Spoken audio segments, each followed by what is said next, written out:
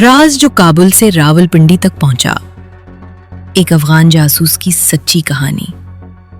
آپ نے شاید کبھی سوچا ہو کہ سرحد پار سے آنے والا کوئی عام سا شخص بظاہر پناہ گزین کیسا خطرہ بن سکتا ہے، کیسے ایک عام لباس، ایک جعلی شناخت اور ایک خاموش لہجہ کسی ملک کے سب سے گہرے رازوں تک رسائی حاصل کر سکتا ہے۔ یہ کہانی ہے عبدالحی نامی اس شخص کی جس نے کابل سے راولپنڈی تک کا فاصلہ طے کیا، مگر اس کا سفر انسانیت کے لیے نہیں بلکہ سازش، دھوکے اور جاسوسی کے لیے تھا۔ راولپنڈی کے قریب ایک خفیہ فوجی تنصیب کے نزدیک سیکیورٹی اہلکاروں نے ایک مشکوک شخص کو روکا۔ اس کے کپڑے افغانی تھے، زبان پشتو اور ہاتھ میں پاکستانی شناختی کارڈ، مگر بعد میں معلوم ہوا کہ وہ کارڈ جعلی تھا۔ پہلے تو وہ کسی پناہ گزین جیسا لگا، شاید جنگ سے بھاگا کوئی بے بس انسان، مگر جیسے ہی اس کی تلاشی لی گئی، اہلکاروں کے ہاتھ ایک ایسا پیکٹ لگا جس نے سب کچھ بدل کر رکھ دیا۔ وہ پیکٹ کیا تھا؟ اس کے اندر سے نکلے ایک خفیہ نقشہ، ایڈنگ پاکستانی فوجی پوسٹ کی تصاویر، آلات ایک کوڈ شدہ نوٹ جس پر ایک مخصوص عددی کوڈ اور فارسی حروف میں کچھ جملے لکھے تھے۔ بس یہیں سے کہانی نے ایک خفیہ رخ اختیار کر لیا۔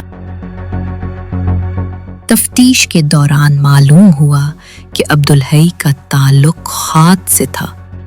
یہ وہی افغان انٹیلیجنس ایجنسی ہے جسے سوویت یونین کی KGB تربیت، وسائل اور ہدایات دیتی تھی۔ عبدالحی کوئی عام ایجنٹ نہیں تھا، وہ ایک فیلڈ ٹرین آپریٹو تھا جو خفیہ کوڈز، ریڈیو کمیونیکیشن اور انسانی نیٹ ورکس بنانے کی تربیت رکھتا تھا۔ اس کے مشن کی تفصیل جان کر پاکستانی افسران بھی دنگ رہ گئے۔ راولپنڈی میں واقع ISI کے مخصوص ریجنل دفاتر کی لوکیشنز اور ان میں کام کرنے والے افراد کے بارے میں معلومات حاصل کرنا، پشتون آبادی میں خاد کا ایک جاسوسی نیٹ ورک بنانا، خیبر اور باجڑ میں مجاہدین کے تربیتی کیمپوں کی معلومات KGB تک پہنچانا۔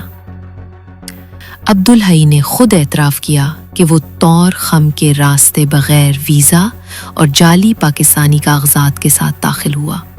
پشاور میں ایک کرائے کا مکان لیا۔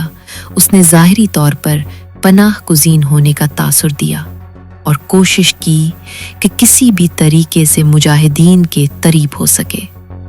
اس کا ہدف یہ تھا کہ کیمپوں کے اندر سے خفیہ معلومات نکالے اور انہیں افغانستان میں موجود خاد نیٹ ورک تک پہنچائے۔ اور پھر ایک چال نے سب کچھ بدل دیا۔ ISI کی ٹیکنیکل ٹیم نے ایک سینڈ سگنل نشر کیا، ایک ایسا جعلی پیغام جس میں مجاہدین کے ایک فرضی حملے کا ذکر تھا۔ یہ پیغام جان بوجھ کر مخصوص علاقوں میں پھیلایا گیا تاکہ دیکھا جا سکے کہ کون اسے ری ایکٹ کرتا ہے۔ عبدالحی نے وہی کیا جس کا شک تھا۔ اس نے اپنے پاس موجود خفیہ ریڈیو ڈیوائس کے ذریعے وہ پیغام خاد کے ایک مخصوص فریکوینسی پر بھیج دیا۔ اسی لمحے ISI کی الیکٹرانک ٹیم نے سگنل انٹرسپٹ کر لیا۔ اس مقام کو فوری ٹریس کیا گیا اور راتوں رات ایک خفیہ آپریشن میں اسے گرفتار کر لیا گیا۔ عبدالحی کا انجام کیا ہوا؟ یہ وہ پہلو ہے جس پر آج تک سرکاری سطح پر کوئی بیان نہیں آیا۔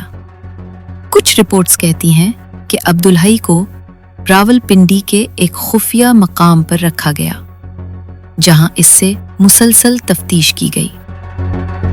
اس تفتیش کے دوران اس نے KGB سے جڑے کئی مشنز کی تفصیلات، افغان نیٹ ورک کے نام اور خفیہ پیغام رسانی کے طریقے بتا دیے۔ کہا جاتا ہے کہ انہی معلومات کی بنیاد پر ISI نے افغانستان میں KGB کا ایک مضبوط نیٹ ورک توڑ دیا اور کئی زیر زمین رابطے بند کر دیے۔ مگر عبدالحی وہ کہاں گیا؟ کچھ کہتے ہیں کہ وہ پاکستان کی حراست میں مر گیا، کچھ کہتے ہیں कि वो खुफिया कैदी बन गया, मगर वो बाहर कभी वापस नहीं आया। और ये सिर्फ एक कहानी है। अफगानिस्तान और पाकिस्तान के दरमियान खुफिया जंगों का सिलसिला अभी थमा नहीं। जासूस बदलते हैं, मकासद बदलते हैं, लेकिन जंग वही रहती है। एक ऐसी जंग जो नजरों से ओझल मगर असर में शदीद खतरनाक होती है। और यही वजह है कि हम अपनी अगली वीडियोस में हर दुश्मन, हर साजिश और हर खुफिया किरदार को बेनकाब करेंगे। मिस्क ओरिजिनल।